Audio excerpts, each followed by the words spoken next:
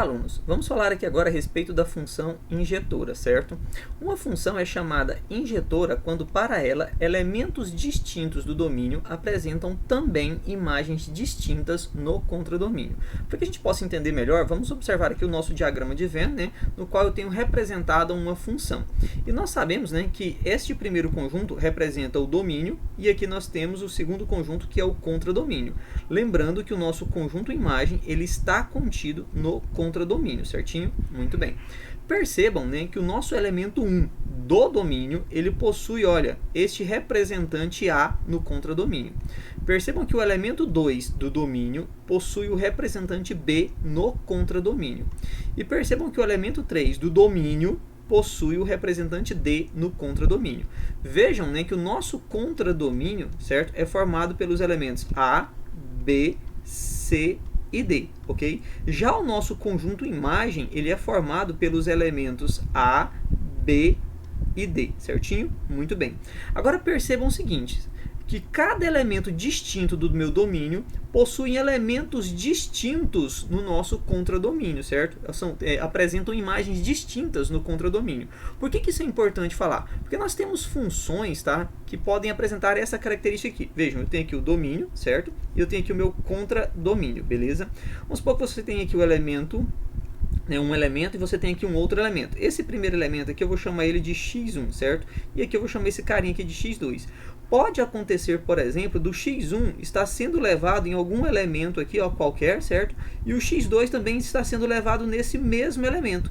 Isso é o que acontece, por exemplo, com as funções, né, y igual a x ao quadrado, onde o menos 1 e o 1 levam na mesma imagem, né? Se nós colocarmos aqui, ó, menos 1 ao quadrado, isso vai dar 1. E se eu colocar aqui 1 ao quadrado, esse negócio também vai dar 1. Ou seja, eu tenho aqui, por exemplo, olha, valores diferentes do meu domínio, certo? Valores diferentes do meu domínio, mas que estão sendo levados na mesma imagem lá no contradomínio. Então vejam que isso aqui é uma função, certo? Mas, né, ela não vai ser uma função injetora, certo? Para ser uma função injetora, cada elemento distinto do meu domínio devem apresentar imagens também distintas no meu contradomínio. Algebricamente, como é que a gente fala isso? Olha, x1 diferente de x2. O que é esse x1? O que é esse x2? São elementos do domínio, certo? Devem ter necessariamente imagens diferentes lá no contradomínio. E como é que eu falo isso? F de x1 é a imagem do x1. F de x2 é a imagem do x2. E esses carinhas, obviamente, devem ser diferentes, certo? Bom, então está aqui a representação pelo diagrama de Venn, certo? Algebricamente falando, né, é uma regrinha que a gente precisa memorizar, então isso aqui é muito importante, né? A gente precisa memorizar essa regrinha. x1 diferente de x2 implica termos imagens distintas, né, lá no nosso contradomínio, ou seja, a f de x1 diferente da f de x2. É muito importante reconhecermos pelo gráfico se uma função é ou não uma função injetora. Reconhecemos graficamente uma função injetora quando uma reta horizontal, qualquer que seja, interceptar o gráfico da função uma única vez. Muito bem, vejam aqui o meu plano cartesiano formado pelo eixo x e pelo eixo y, certo? E uma função, né, qualquer aqui, né, uma função f de x qualquer, ok? Muito bem. Para que a gente reconheça se graficamente, né, se uma função é ou não injetora, nós vamos traçar aqui, olha, retas horizontais, ou seja, retas paralelas ao meu eixo x, certo? Se cada uma dessas retas que eu traçar aqui, certo, elas interceptarem o meu gráfico em apenas um único ponto, o que isso significa? Significa, certo, que eu vou ter aqui, olha, uma função injetora. Bom, olha só, esse carinha aqui, por exemplo, né, o que significa essa reta interceptar o meu gráfico uma única vez? Significa o seguinte, se você tiver aqui o x1, percebam que o meu x1 ele vai ser levado em algum valor lá no y, certo? Percebam que esse outro valor aqui, ó, é um certo x2 e esse valor ele também está sendo levado lá no eixo y. Esse carinha que é o x3 está sendo levado em um outro valor lá no eixo y e assim por diante. Percebam que nós temos aqui, ó, o x1, x2, x3 e para cada um desses valores diferentes do eixo x, ou seja, do domínio, eles estão sendo levados em valores diferentes lá no meu eixo y, ou seja, em imagens diferentes. Bom, então vejam que realmente vai satisfazer essa nossa condição aqui, né? Para cada x1 diferente do x2, eu vou ter ali, ó, f de x1 diferente de uma f de x2. Então, para olhar para o gráfico e reconhecer se ela é ou não uma função injetora, é muito simples. A gente vai traçar então retas horizontais, ou seja, paralelas ao eixo x. Se essas retas interceptarem, né, uma única vez o nosso gráfico, isso significa, certo, que nós vamos ter então uma função injetora. Bom, neste caso aqui, vejam que a nossa função, né, que a nossa função ela continua tanto para o mais infinito quanto para o menos infinito. Isso significa que nós vamos ter que traçar aqui também, né, infinitas retas, né, lá para o negativo e infinitas retas aqui para o lado positivo do nosso eixo y, certo? E cada uma dessas retas tem que interceptar uma única vez o nosso gráfico. Bom, percebam esse outro exemplo aqui, certo? Eu tenho aqui um gráfico, né, de uma função g de x qualquer, correto? E percebam que eu tenho essa reta aqui, ó, horizontal, ou seja, paralela ao eixo x. Percebam que essa reta horizontal aqui, ó, está interceptando, certo, o meu gráfico em 1, 2, 3 pontos. Isso significa que essa função g de x ela não é injetora, porque para ser injetora, qualquer que seja a reta horizontal, ou seja, paralela ao eixo x, tem que interceptar o gráfico uma única vez. Bom, em outras palavras, né, o que significa essa reta horizontal interceptar o gráfico 3 vezes? Significa o seguinte, que esse valor aqui, ó, ele é um certo x1. Esse valor aqui, ó, ele é um certo x2. E esse valor aqui, ó, é um certo x3. Agora percebam que tanto o x1, quanto o x2, quanto o x3, eles têm os mesmos valores de y. Ou seja, a f de x1, a f de x2 e a f de x3, elas têm lá o mesmo valor. Ou seja, elementos distintos do domínio não estão tendo imagens distintas no contradomínio. Ou seja, logo isso não é uma função injetora. Vamos falar agora da nossa função sobrejetora, certo? Uma função ela é chamada sobrejetora quando todos os elementos do contradomínio forem imagens de pelo menos um elemento do domínio. Bom, em outras palavras, o conjunto imagem ele tem que ser igual ao conjunto do contradomínio. Bom, olha só, nós temos aqui a representação, né, de uma função por meio do diagrama de Venn, e nós sabemos que esse primeiro conjunto aqui representa o conjunto do domínio, e esse segundo conjunto representa o conjunto do contradomínio. Percebam que o elemento 1, certo, tem como imagem o elemento A. Percebam que o elemento 2 tem como imagem o elemento B. O elemento 3, ele tem como imagem também o elemento B. Percebam que nós temos aqui, ó, dois elementos distintos do domínio que estão sendo levados em um mesmo elemento do contradomínio. Bom, pelo que eu acabei de explicar para vocês, percebam, né, que essa função aqui, ela não é uma função injetora, certo? Por que ela não é uma função injetora? Porque elementos distintos do domínio têm que ser levados em imagens distintas do contradomínio, não é isso? Então ela não é uma função injetora. Muito bem. Mas continuando aqui, nós temos que o 4 está sendo elevado no elemento C. Percebam que no meu contradomínio não sobraram elementos, ok? Se não sobrou elementos no meu contradomínio, isso significa que o conjunto imagem é o mesmo que o meu contradomínio, certinho? Quando isso acontece, quando o conjunto imagem é igual ao contradomínio, ou seja, não sobram elementos aqui nesse segundo conjunto, nós dizemos que a nossa função ela é uma função sobrejetora, beleza? É muito importante reconhecermos pelo gráfico se uma função é ou não sobrejetora, certo?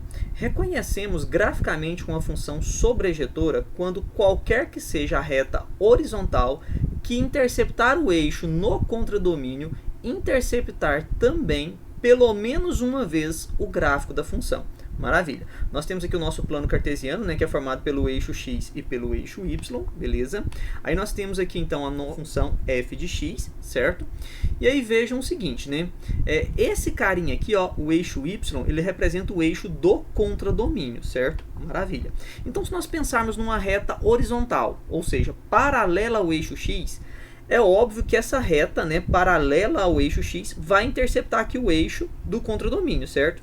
Muito bem. Se essa reta horizontal, ok, interceptar o eixo do contradomínio e ela também interceptar pelo menos uma vez o nosso gráfico, isso significa também que ela vai ser uma função sobrejetora, certo? Neste caso aqui, por exemplo, certo? Olha, eu estou colocando aqui, ó, essa reta horizontal paralela ao eixo x. Percebam que essa reta horizontal está interceptando o eixo do contradomínio, que é o eixo y, certo? E também está interceptando aqui, olha, o nosso gráfico. Maravilha. Essa outra reta aqui, certo? Ela está interceptando o nosso eixo do contradomínio, está interceptando aqui o nosso gráfico pelo menos uma vez. Muito bem. Isso significa então que essa função, ela é uma função sobrejetora.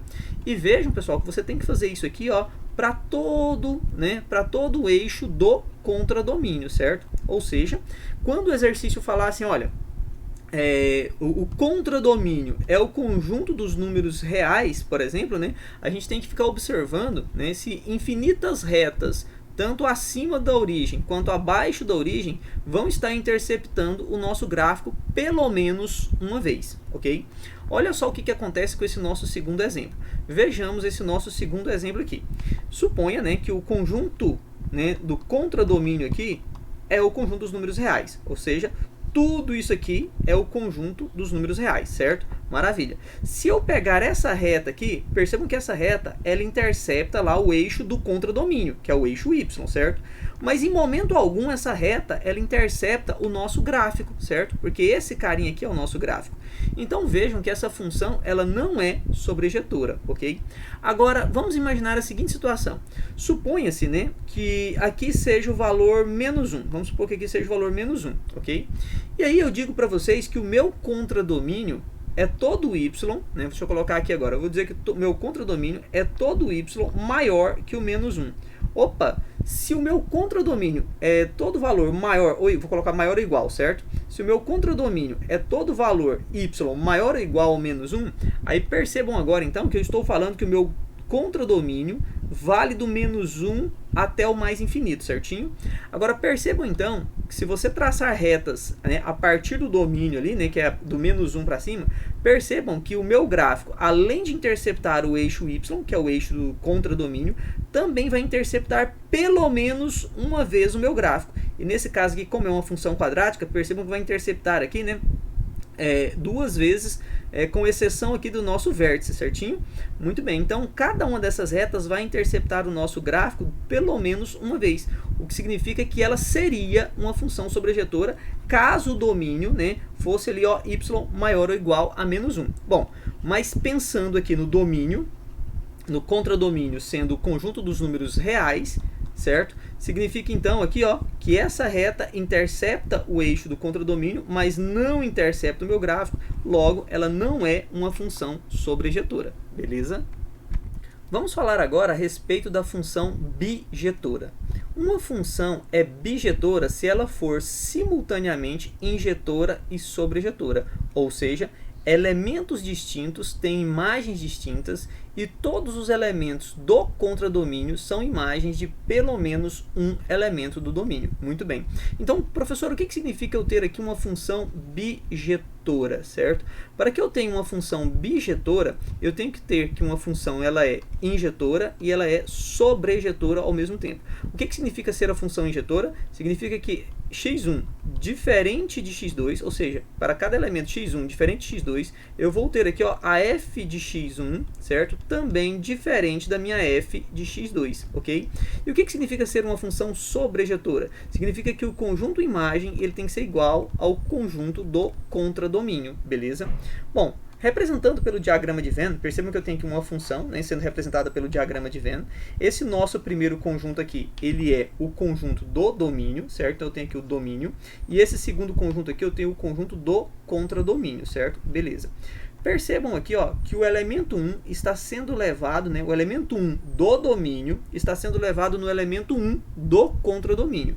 Já o elemento 2 do domínio está sendo levado no elemento 2 do contradomínio. O elemento 3 do domínio está sendo levado no elemento 3 do contradomínio. Percebam que para cada elemento distinto do domínio, eu também tive imagens distintas no contradomínio. Isso significa então que ela é função injetora. Ó, o x1, diferente do x2, teve imagens diferentes lá no nosso contradomínio, certinho? Maravilha. E percebam também que o nosso conjunto imagem, quem é o conjunto imagem aqui? É o 1, o 2 e o 3. Ele é igual ao nosso conjunto do contradomínio.